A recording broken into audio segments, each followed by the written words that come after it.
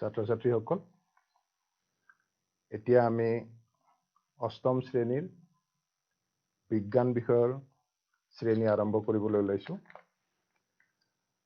আজি পাঠটো হ'ব পাঠ নম্বৰ 8, কোষ, ইয়াৰ গঠন আৰু কাৰ্য।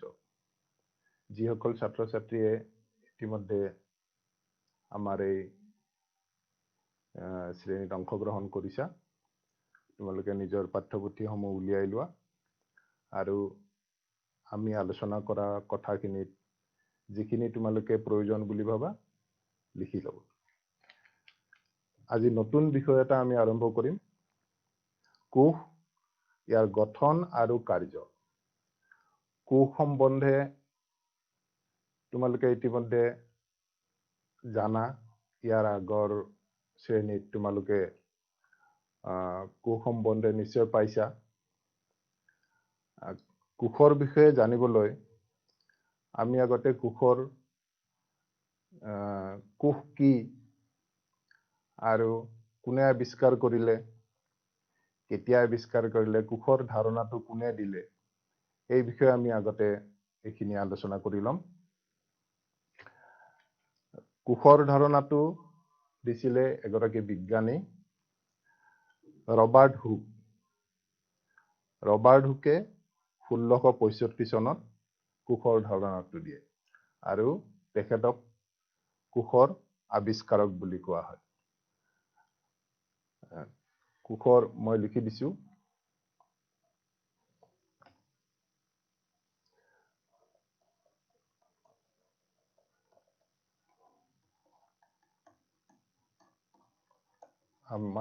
যদি আমি এটা প্ৰশ্ন আহে, কোষ কোনে আৱিষ্কাৰ কৰিছিল?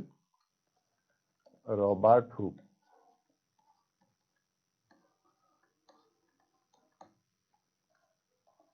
(1665 চনত।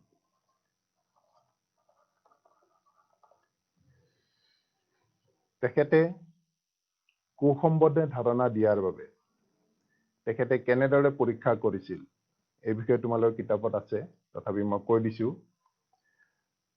সৰল অনুবীক্ষণ যন্ত্ৰ এটাৰে, তেখেতে নিজে সজা সৰল অনুবীক্ষণ যন্ত্ৰৰে তেখেতে গছৰ বাকলিৰ এটা অংশ তেখেতে এখন শ্লাইড কৰি অনুবীক্ষণ যন্ত্ৰৰে চাইছিলে। চোৱাৰ ফলত তাতে দেখিছিলে কিছুমান সৰু সৰু কোঠালিৰ নিচিনা কিছুমান দেখা পাইছিলে আৰু এই কোঠালিবিলাক ঠিক মৌচাকত যেনেকে থাকে, এটাৰ লগত এটা লগ লাগি এনেকে কোষৰ কোঠালিবিলাক সেনেকে আছিলে আৰু এই কোঠালিবিলাকক তেখেতে নাম দিছিলে কোষ। আৰু এই কোষৰ যিখিনি চাইছিলে, এইখিনি কিন্তু কোষবিলাক সম্পূৰ্ণ খালী আছিল, তাৰে ভিতৰত একো নাছিল। এইখিনি মৃত কোষ। তেখেতে আৱিষ্কাৰ কৰাৰ বহু বছৰৰ পিছত, প্ৰায় 100-150 বছৰৰ পিছত আধুনিক অনুবীক্ষণ যন্ত্ৰৰ দ্বাৰা জীৱিত কোষৰ বিষয়ে পৰ্যবেক্ষণ বা অধ্যয়ন কৰা হয়। আৰু তেখেতে আৱিষ্কাৰ কৰাৰ আগলৈ কোষৰ সম্বন্ধে ধাৰণাটো কোনেও পোৱা নাছিল আৰু সেইকাৰণে তেখেতক কোষৰ আৱিষ্কাৰক বুলি কোৱা হয়।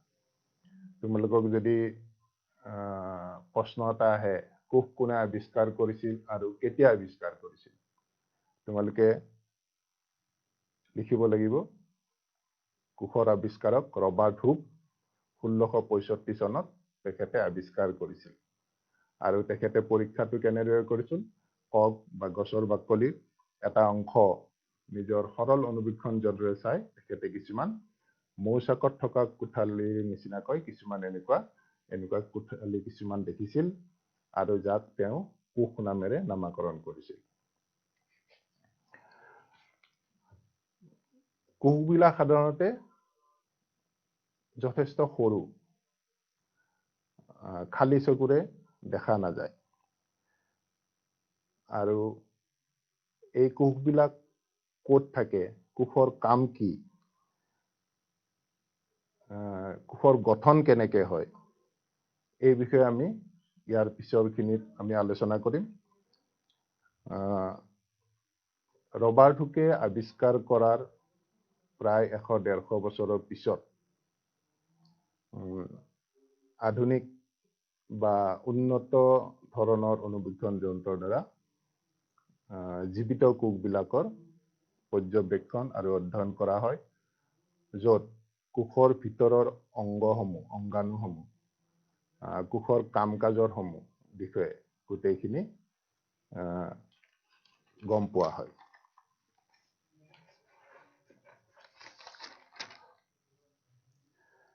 কোষ কেনেকুৱা, কোষ গঠন, কোষৰ গঠন বা কাৰ্য, এই বিষয়ে আলোচনা কৰিবলৈ আমি সৰু এটা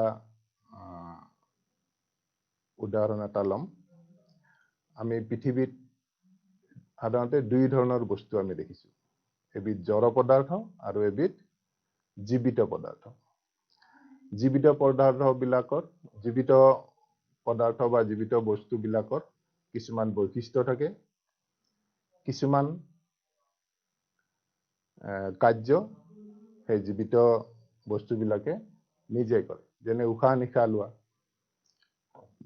বৃদ্ধি হোৱা, বংশ বৃদ্ধি হোৱা, চলাচল কৰা বা খোৱা লোৱা কৰা, এইবিলাক কিছুমান জীৱিত পদাৰ্থৰ দ্বাৰা হয়। আৰু এই জীৱিত পদাৰ্থই এনেকুৱা ধৰণৰ কাম কৰিবলৈ জীৱিত পদাৰ্থবিলাকৰ বা জীৱৰ বা প্ৰাণী বা উদ্ভিদৰ কিছুমান নিৰ্দিষ্ট অংগ থাকে। আৰু এই অংগবিলাক কিছুমান সৰু সৰু ক্ষুদ্ৰ ক্ষুদ্ৰ একক কিছুমানেৰে গঠিত হয়, যাক আমি কোষ বুলি ক'ব।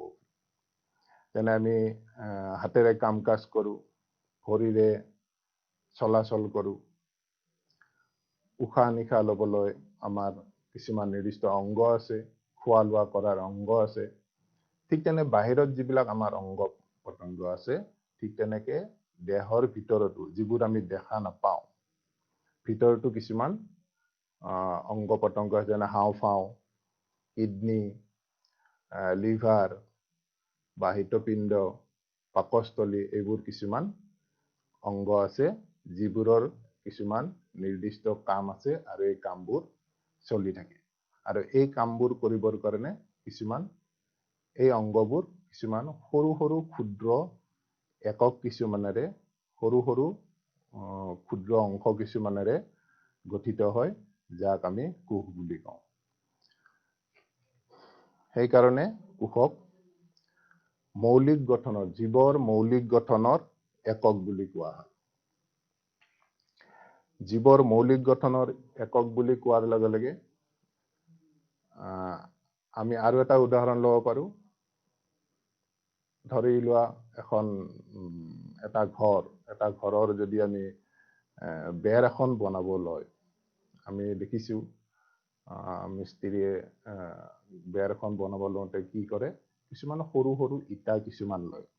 ইটাবোৰ এটাৰ ওপৰত এটা এনেকে দি কি কৰে, বেৰ এখন গঠিত হয়। আৰু বেলেগ বেলেগ ঘৰবিলাকত আকাৰ বা আকৃতি বা ডিজাইনবোৰ বেলেগ বেলেগ হয়, কিন্তু গোটেইবিলাক কিহেৰে গঠিত হয়, সৰু সৰু ইটাবিলাকেৰে গঠিত হয়। গতিকে ঘৰটোৰ গঠন হওঁতে, ঘৰটো বনাওঁতে মৌলিক এককটো ইটাটোক আমি মৌলিক একক বুলি কওঁ।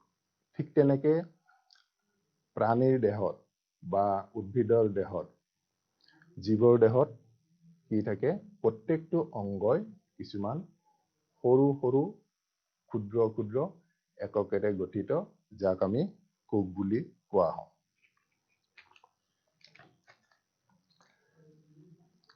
আৰু কোষবোৰ কি হৈ থাকে, আমাৰ যেনেকে ইয়াতে দেখুৱাইছিল, জীৱদেহৰ কোষবোৰ এটাৰ লগত এটা কিছুমান সংলগ্ন হৈ থাকে, মাজত বেৰ থকাৰ দৰে, মৌচাকৰ বেৰবোৰ যেনেকুৱা থাকে, ঠিক তেনেকুৱা বেলেগ বেলেগ হৈ থাকে। আমি এই কোষৰ বিষয়ে পঢ়োতে আমি আৰু কিছুমান কথা জানিম। কোষে কি কাম কৰে, কোষে কৰা কামবিলাক কি। গোটেই কামবিলাকত আমাৰ দেহৰ যিবিলাক আমাৰ শৰীৰৰ প্ৰাণী বা উদ্ভিদ যিবিলাক আমাৰ কাম কাজবিলাক চলি থাকে, সেইবিলাক মই আগতে কৈছোৱে, সকলো কামবিলাক কিছুমান নিৰ্দিষ্ট অংগৰ দ্বাৰা গঠিত, অংগৰ দ্বাৰা হয়, পৰিচালনা হয়। আৰু এই অংগসমূহ কিছুমান সৰু সৰু ক্ষুদ্ৰ ক্ষুদ্ৰ অংশ, যাক আমি কোষ বুলি কওঁ, কোষৰ দ্বাৰা সেইবিলাক কি হয়, নিয়ন্ত্ৰিত হয়।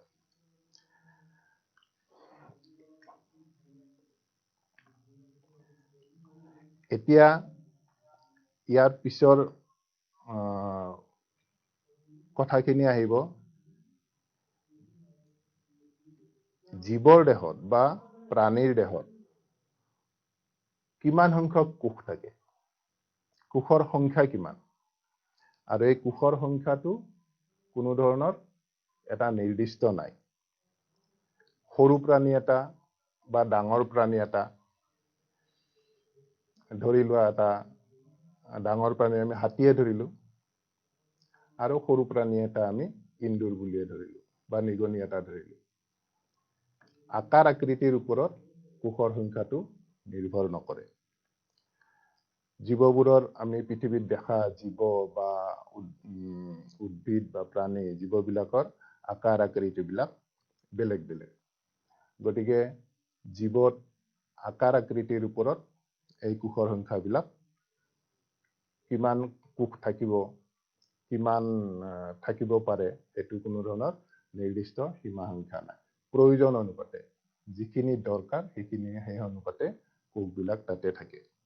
আমি মানুহৰ শৰীৰতে যদি চাব যাওঁ, মানুহৰ শৰীৰত প্ৰায় ট্ৰিলিয়ন সংখ্যক, তোমালোকে পাইছা 1 নিযুত মিলিয়ন, 1000 মিলিয়ন হলে কি হ'ব, বিলিয়ন, আৰু 1000 বিলিয়ন হলে 1 ট্ৰিলিয়ন।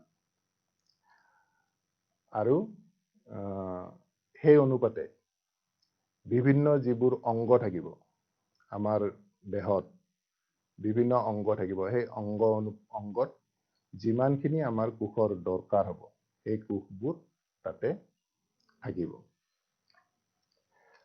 আমাৰ কাম কাজবিলাক বিভিন্ন কোষে বিভিন্ন কাম কৰে, আৰু সিহঁতৰ আকৃতি আৰু আকাৰো বিভিন্ন হয়। আমি কেতিয়াবা কি পাওঁ, এনেকুৱা নহয় যে এটা প্ৰাণীত ইমান সংখ্যক কোষ থাকিবই লাগিব, সেনেকুৱা নহয়। এটা কোষেৰেও প্ৰাণী আছে, যাক আমি এককোষী প্ৰাণী বুলিও ক'ব পাৰোঁ। এটা যদি কোষ থাকে, এককোষী প্ৰাণী, তোমালোকে পাইছা এককোষী প্ৰাণী আৰু বহুকোষী প্ৰাণী। এককোষী প্ৰাণী আমি উদাহৰণ হিচাপে পাম এমিবা, আৰু পাম পেৰামেচিয়াম।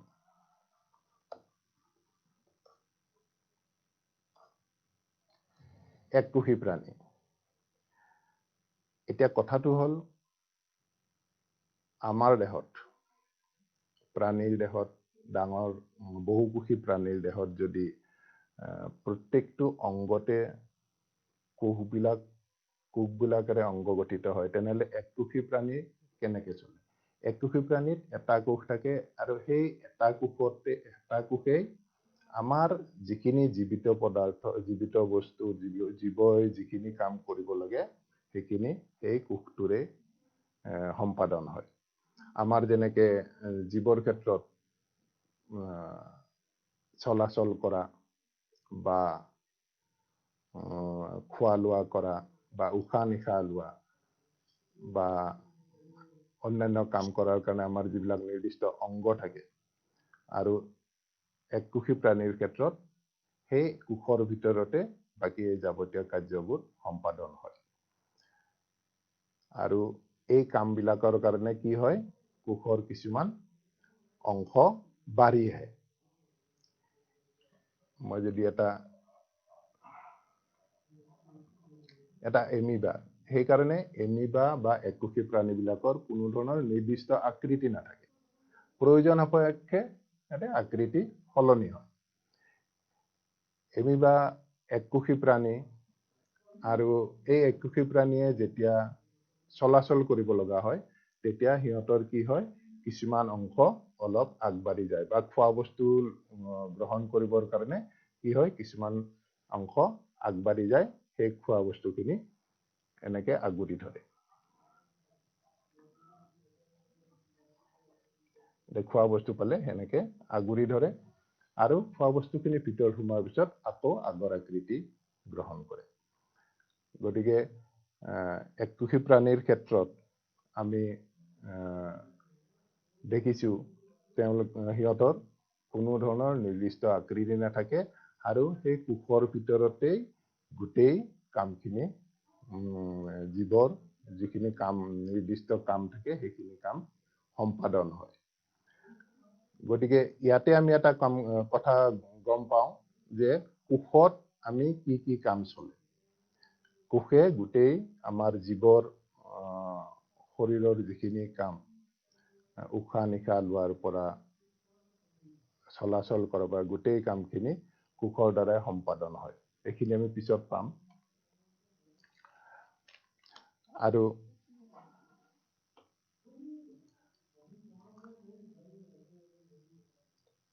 বহুকোষী জীৱ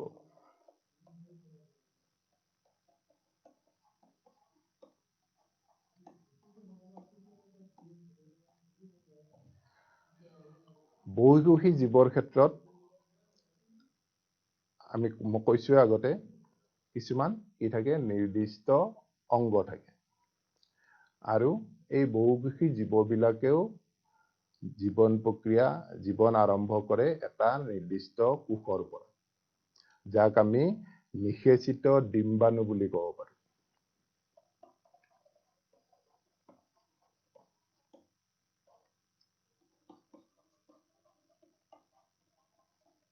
ডিম্বাণু মাতৃৰ দেহৰ পৰা অহা ডিম্বাণু আৰু পিতৃৰ পৰা অহা শুক্ৰাণু কোষৰ এটি কোষ দুইটা কোষ মিলন হয় কি হয় এটা নিষিক্ত ডিম্বাণু বা যোজন কোষৰ সৃষ্টি হয়। নিষেচিত ডিম্বাণু আমি যোজন কোষ বুলি ক'ব পাৰো। যোজন কোষৰ সৃষ্টি হয় আৰু তাৰ পৰা ক্ৰমাগতভাৱে কি হয় বিভাজন হয় কোষৰ সংখ্যা বৃদ্ধি হয় জীৱৰ বিকাশ হয়। এটাৰ পৰা দুটা দুটাৰ পৰা চাৰিটা সেনেকে হৈ কোষবিলাক বৃদ্ধি হয়। সিহঁতৰ কোষৰ বৃদ্ধি হোৱাৰ লগে শৰীৰৰ আকাৰো বৃদ্ধি হয় এটা পূৰ্ণাংগ জীৱৰ বিকাশ হয়। আৰু আমি এককোষী প্ৰাণীৰ যিবিলাক আমি অংশ বাঢ়ি যোৱা বুলি কৈছিলো যিবিলাক এককোষী প্ৰাণীৰ ক্ষেত্ৰত খাদ্য গ্ৰহণ বা চলাচল এইবিলাক বিভিন্ন সময়ত যিবিলাক অংশ বাঢ়ি যায় সেইবিলাকক উৎপদ বুলি কয়।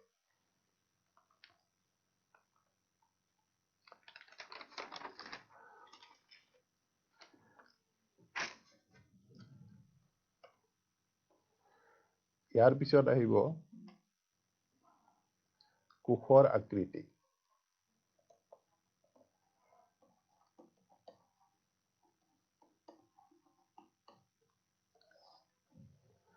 কোষৰ আকৃতি কেনেকুৱা? মই আগতে কৈছো জীৱৰ দেহত বিভিন্ন ধৰণৰ কাম কাজৰ কাৰণে নিৰ্দিষ্ট কিছুমান অংগ থাকে আৰু এই অংগবিলাক সৰু সৰু মৌলিক একক গঠনৰ মৌলিক একক কোষেৰে গঠিত হয় আৰু এই কোষৰ আকৃতিবিলাক সকলো কোষৰ আকৃতি একে নহয়। নিৰ্দিষ্ট কামৰ কাৰণে আকৃতিবিলাক বেলেগ বেলেগ হয়। মানুহৰ ক্ষেত্ৰত যদি আমি চাওঁ মানুহৰ শ্বেতৰক্ত কোষ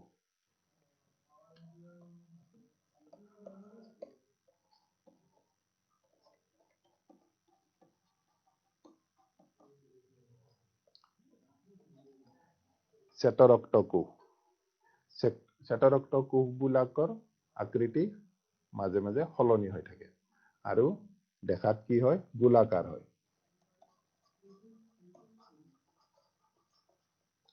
হয় ঠিক তেনেকে তোমালোকে কিতাপত চিত্ৰ 8.4 পাবা তাতে যিবিলাক স্নায়ুকোষ বিলাক কি হয় দীঘলীয়া হয় আঁহযুক্ত হয় বিভিন্ন ধৰণৰ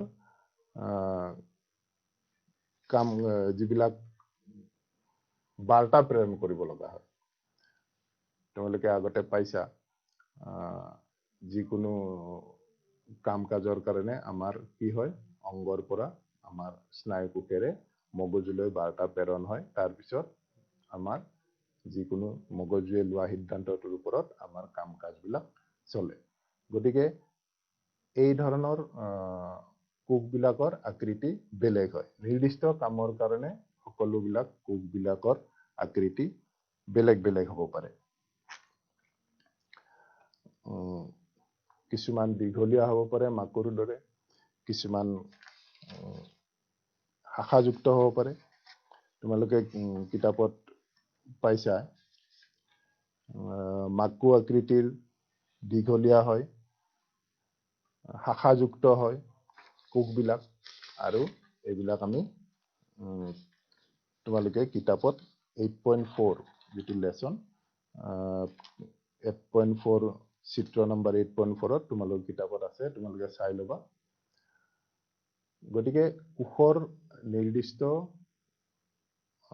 একে আকৃতিৰ এটা জীৱৰ ক্ষেত্ৰত এটা জীৱৰ দেহত থকা কোষবিলাক একে আকৃতিৰ হ'ব বুলি কোনো ধৰণৰ কথা নাথাকে কোষবিলাকৰ সকলোবিলাক নিৰ্দিষ্ট যিবিলাক কাম আমাৰ দেহটো বিভিন্ন অংগ পতংগবিলাকৰ কামবিলাক বেলেগ বেলেগ আৰু এই কামবিলাক সকলো কামবিলাকৰ কাৰণে নিৰ্দিষ্ট আমাৰ অংগ পতংগ সৃষ্টি হয় আৰু অংগ পতংগবিলাক আমাৰ কোষেৰে গঠিত হয় গতিকে এই প্ৰত্যেকটো কামৰ কাৰণে আমাৰ কোষবিলাকৰ আকৃতিবিলাক বেলেগ বেলেগ হয়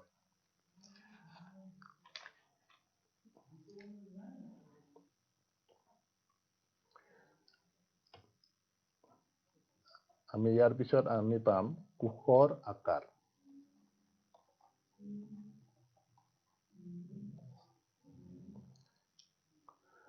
কোষবিলাক কিমান ডাঙৰ হ'ব পাৰে কোষৰ আকাৰ কেনেকুৱা হ'ব পাৰে আমি আগতে কৈছো কোষবিলাক মাইক্ৰ মানে অনুবীক্ষণ যন্ত্ৰৰ দ্বাৰাহে বেছি সংখ্যক কোষে অনুবীক্ষণ যন্ত্ৰৰ দ্বাৰাহে দেখা পোৱা যায় তাৰমানে 1 মাইক্ৰমিটাৰ যাক আমি 1 মিটাৰৰ 1 নিযুত ভাগৰ 1 ভাগ বুলি ক'ব পাৰো কোষৰ আকৃতি ইমান সৰু গতিকে আমি খালি চকুৰে কোষ দেখাটো সম্ভৱ নহয় তাৰে মাজতে আছে আমি যদি কুকুৰা চৰাইৰ কণীটো চাওঁ কুকুৰা চৰাইৰ কণীটো এটা কোষ বুলি ধৰিব পাৰি আৰু কুকুৰা চৰাইৰ কণী উট চৰাইৰ কণী এইবিলাক একোটা একোটা কোষ আৰু গতিকে পৃথিৱীত আটাইতকৈ ডাঙৰ কোষ বুলি ক'লে আমি উট চৰাইৰ কণীটোকে আমি ডাঙৰ কোষ বুলি ক'ব পাৰো আৰু সৰু কোষ তোমালোকৰ বিভিন্ন ধৰণৰ আকাৰত পোৱা যাব আমাৰ বাকি আমাৰ যিবিলাক আমাৰ আভ্যন্তৰীণ আমাৰ দেহৰ ভিতৰত যিবিলাক অংগ পতংগ থাকে অংগ পতংগৰ কাৰণে যিবিলাক কোষ সৃষ্টি হৈছে সেইবিলাক যথেষ্ট সৰু আৰু ইমান সূক্ষ্ম যে আমি খালি চকুৰে দেখা পোৱা নাযায়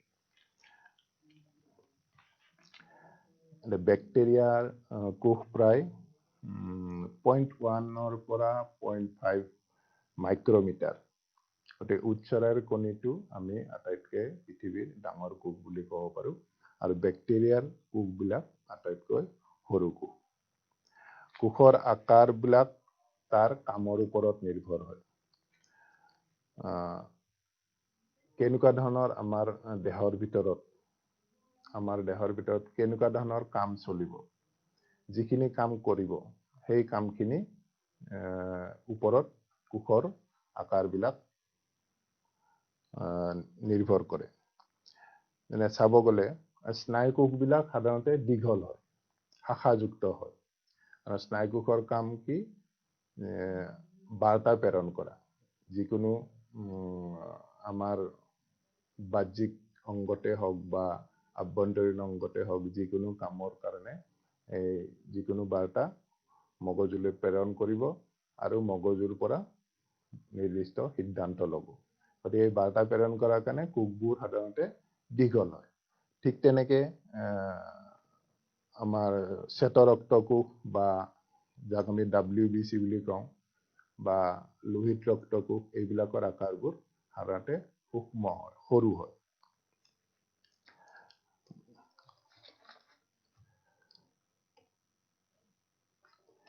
ইয়াৰ পিছত আমি পাম কোষৰ গঠন আৰু কাম।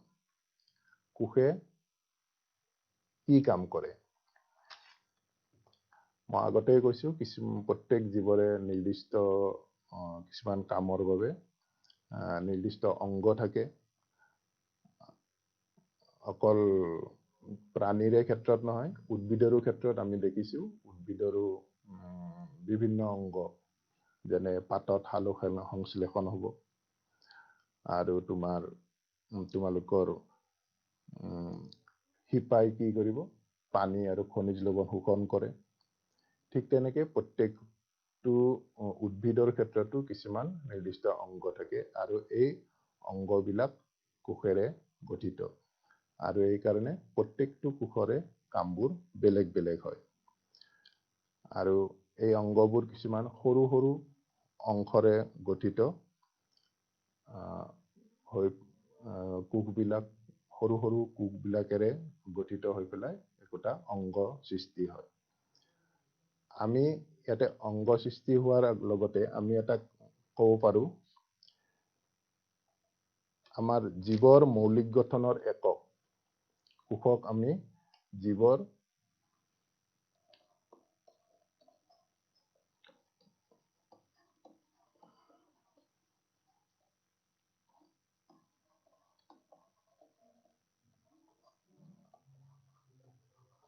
একক বুলি ক'ব পাৰো।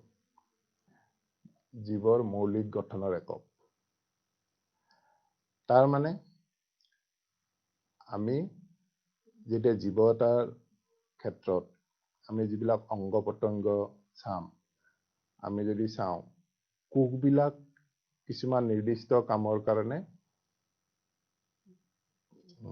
কিছুমান নিৰ্দিষ্ট অংগ সৃষ্টি কৰে। একেধৰণৰ কামৰ কাৰণে যিবিলাক কোষ সৃষ্টি হয়, সেই একেধৰণৰ কামৰ কাৰণে একে আকৃতি বা একেধৰণৰ কামৰ কোষবিলাক গঠিত হয়, কলাৰ সৃষ্টি হয়, যাক আমি টিস্যু বুলি কওঁ। একেধৰণৰ কোষবিলাক, যিবিলাক কোষৰ কামবিলাক একেধৰণৰ, ধৰা হ'ল আমাৰ উশাহ নিশাহ লোৱাত আমাৰ আমাৰ আভ্যন্তৰীণ অংগ কি থাকিব? হাওঁফাওঁ। হাওঁফাওঁত যিখিনি কোষ থাকিব, সেইখিনি সিহঁতৰ কামবিলাক একে আৰু একেধৰণৰ হয়, আৰু সেইবিলাকে টিস্যু বা কলাৰ সৃষ্টি কৰে। আৰু টিস্যু বা কলা কিছুমান লগ হৈ পেলাই একোটা অংগৰ সৃষ্টি হয়। আৰু অংগবিলাক একে কামৰ অংগবিলাক লগ হৈ এটা অংগ প্ৰণালী, এটা চিষ্টেম সৃষ্টি হয়, আৰু গোটেইখিনি লগ হৈ অংগবিলাক লগ হৈ গোটেই সম্পূৰ্ণ শৰীৰটোৰ সৃষ্টি হয়। গতিকে আমি যদি এটা ত্ৰিভুজৰ নিচিনাকে আঁকি লওঁ, প্ৰথমতে আমি মৌলিক এককটো পালো কোষ। আমি কোষ সম্বন্ধে গম পাইছো, আৰু কোষবিলাক কি কৰে? কোষবিলাকে একোটা কিছুমান নিৰ্দিষ্ট কামৰ কাৰণে কোষবিলাক গঠিত হয়, আৰু সেই কোষবিলাকে কি কৰে? এটা একেধৰণৰ কোষবিলাকে লগ হৈ কি হয়? টিস্যু বা কলাৰ সৃষ্টি হয়। আৰু একে কামৰ কাৰণে কলা কিছুমান বা টিস্যু কিছুমান লগ হৈ একোটা অংগৰ সৃষ্টি হয়। অংগ। আৰু এই অংগৰ ক্ষেত্ৰত কি হ'ব, অংগবিলাক যিবিলাক আমাৰ কামৰ, যিকোনো কামৰ অংগবিলাক একেলগৰ অংগবিলাক লগ হৈ এটা প্ৰণালী, এটা চিষ্টেম। আমি যদি উশাহ নিশাহ কাৰ্যত আমি আমাৰ দেহৰ ভিতৰতে আমি উশাহ নিশাহৰ কাৰণে কওঁ, আমি উশাহ নিশাহ লওঁতে আমি নাকেৰে উশাহ লওঁ, নাকৰ পৰা শ্বাসনলীৰে গৈ হাঁওফাওলৈ যায়, গোটেইখিনি এটা প্ৰণালী। আৰু এই প্ৰণালীবিলাক লগ হৈ কি হয়, অংগ প্ৰণালী।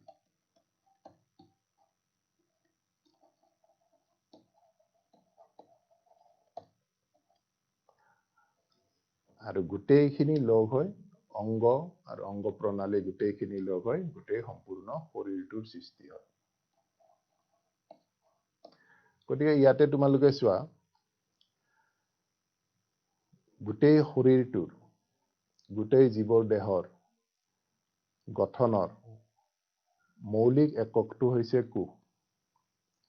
কোষৰ পৰা আৰম্ভ হৈ গোটেই আমাৰ শৰীৰটোলৈ কাম কাজখিনি চলি থাকে। কোষে যিখিনি কাম কৰিব, একে ধৰণৰ কোষ, একে নিৰ্দিষ্ট কিছুমান কাম থাকে। আমাৰ শৰীৰটোৰ যিবিলাক অংগ থাকে, মই আগতে কৈছো কোষবিলাকে একোটা নিৰ্দিষ্ট কামৰ কাৰণে কিছুমান অংগৰ সৃষ্টি কৰে, আৰু অংগবিলাকে আমাৰ নিৰ্দিষ্ট কামবিলাক সম্পাদন কৰে। গতিকে কোষবিলাকে একে ধৰণৰ কোষবিলাক লগ হৈ একোটা কি হ'ব, কলাৰ সৃষ্টি হয়, টিস্যু বা কলা। আৰু একে ধৰণৰ কলাবিলাক লগ হৈ কি হয়, একোটা অংগৰ সৃষ্টি হয়। আৰু এই অংগই আমাৰ শৰীৰৰ যাৱতীয় কাম কাজবিলাক সম্পাদন কৰে। প্ৰত্যেক কামৰ কাৰণে কিছুমান আমাৰ শৰীৰত অকল প্ৰাণী বুলি নহয়, উদ্ভিদৰে হওক প্ৰাণীৰে হওক, প্ৰত্যেকৰে কিছুমান নিৰ্দিষ্ট অংগ থাকে। নিৰ্দিষ্ট কামৰ কাৰণে কিছুমান নিৰ্দিষ্ট অংগ থাকে, আৰু এই অংগবিলাক লগ হৈ একোটা প্ৰণালী, এটা চিষ্টেম হয়। উশাহ নিশাহ লোৱাই হওক, বা হজম কৰাৰ কাৰণে হওক, হজম কৰা বা খাদ্য খোৱাৰ কাৰণে হওক, বা চলাচল কৰাৰ কাৰণে হওক, বা অন্যান্য কামৰ কাৰণে হওক, গোটেই প্ৰণালীবিলাক একোটা প্ৰণালী, অংগ প্ৰণালী। সেইবিলাকৰ গোটেই যিখিনি অংগ থাকিব, সেই অংগখিনিয়ে একোটা অংগ প্ৰণালী। আৰু গোটেইখিনি মিলি কি হয়, গোটেই শৰীৰটোৰ সৃষ্টি হয়। গতিকে তোমালোকে এইখিনি আজিৰ যিখিনি পাঠ, এইখিনি পাঠত আমি কি পালো, আমি পিছৰ ক্লাছত আমি আকৌ পিছৰখিনি আৰম্ভ কৰিম। আজি আমি এইখিনিয়ে পালো, কোষ আৰু কোষৰ এটা ধাৰণা। কোষ কোনে আৱিষ্কাৰ কৰিছিল? ৰবাৰ্ট হুক, 1665 চনত। তেখেতে কোষৰ ধাৰণা দিছিল, আৰু তেখেতে কক বা গছৰ বাকলিৰ দ্বাৰা নিজে সজা মাইক্ৰস্কোপ বা অনুবীক্ষণ যন্ত্ৰৰ দ্বাৰা তেখেতে পৰীক্ষা কৰি দেখা পাইছিল, কিছুমান মৌচাকত থকা সৰু সৰু কোঠালিৰ নিচিনা কিছুমান কোঠালি দেখা পাইছিল। আৰু যিবিলাক কোঠালিক তেখেতে কোষ নাম দিছিল, আৰু তেখেতে প্ৰথমতে কোষৰ ধাৰণা দিছিল। আৰু তেখেতে ধাৰণা দিয়া সেই কোষত কিন্তু কোষবিলাক খালী আছিল, ভিতৰত একো নাছিল। আৰু কাৰণ সেইবিলাক মৃত কোষ আছিল।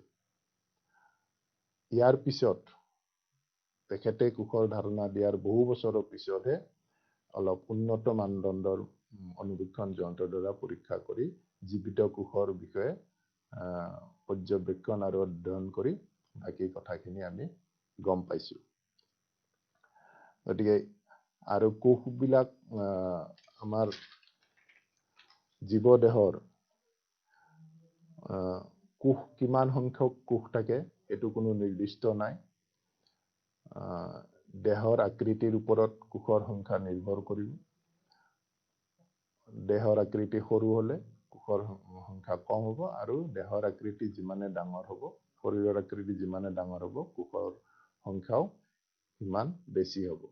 নিৰ্দিষ্ট কিছুমান কামৰ কাৰণে আমাৰ যেনেকৈ অংগবিলাক থাকে, এই প্ৰত্যেকটো অংগৰ ক্ষেত্ৰত কোষবিলাকৰো কামবিলাক নিৰ্দিষ্ট হয়।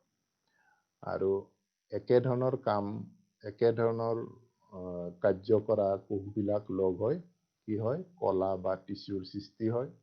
আৰু কলা বা টিস্যুৰ পৰা লগ হৈ কি হয়, একোটা অংগৰ সৃষ্টি হয়। আৰু অংগবিলাক লগ হৈ একোটা সম্পূৰ্ণ শৰীৰৰ সৃষ্টি হয়। আমি আৰু এটা পাইছোঁ, আমি কোষ অকল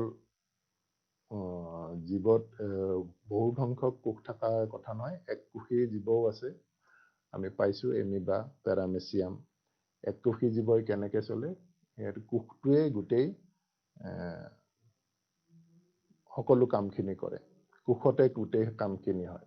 আৰু সেই এককোষী জীৱটোৰ সকলো কামৰ কাৰণে কি হয়,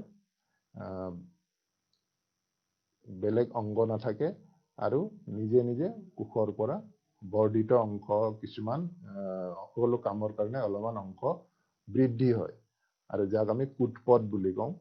আৰু এই বৃদ্ধি হোৱা অংশখিনিয়ে পিছত আকৌ আগৰ নিচিনা হৈ যায়। গতিকে এককোষী জীৱৰ কোনো এটা নিৰ্দিষ্ট আকৃতি নাথাকে।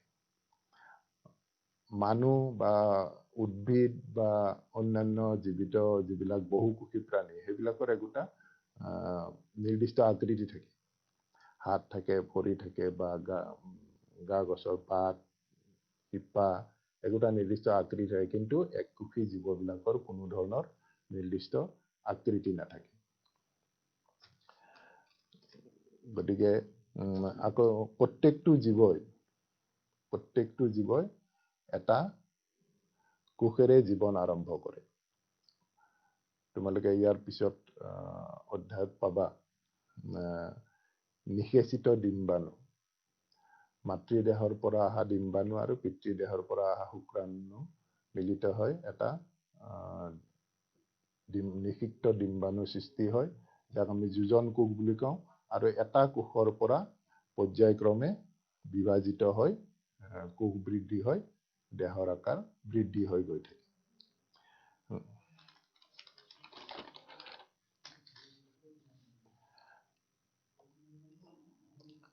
গতিকে তোমালোকক ইয়াতে আমি পালো কোষ কোনে আৱিষ্কাৰ কৰিছিল, আৰু কোষ জীৱৰ মৌলিক গঠনৰ একক।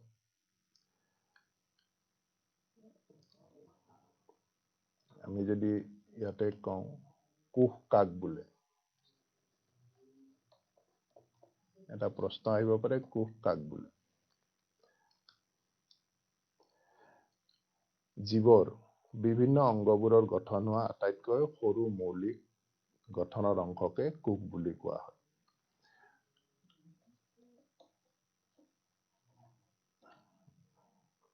জীৱৰ প্ৰাণী বা উদ্ভিদ হ'ব পাৰে বিভিন্ন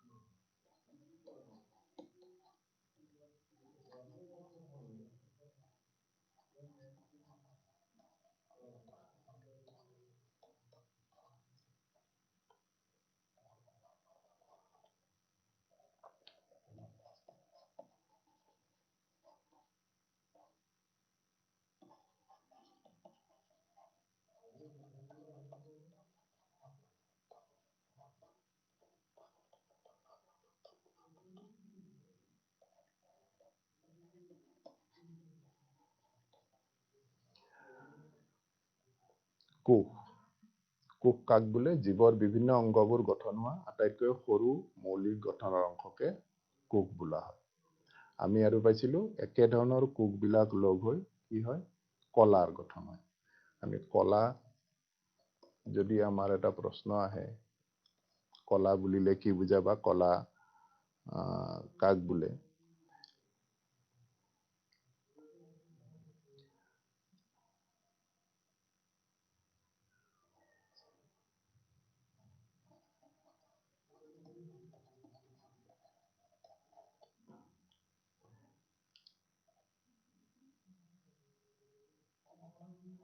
Similar,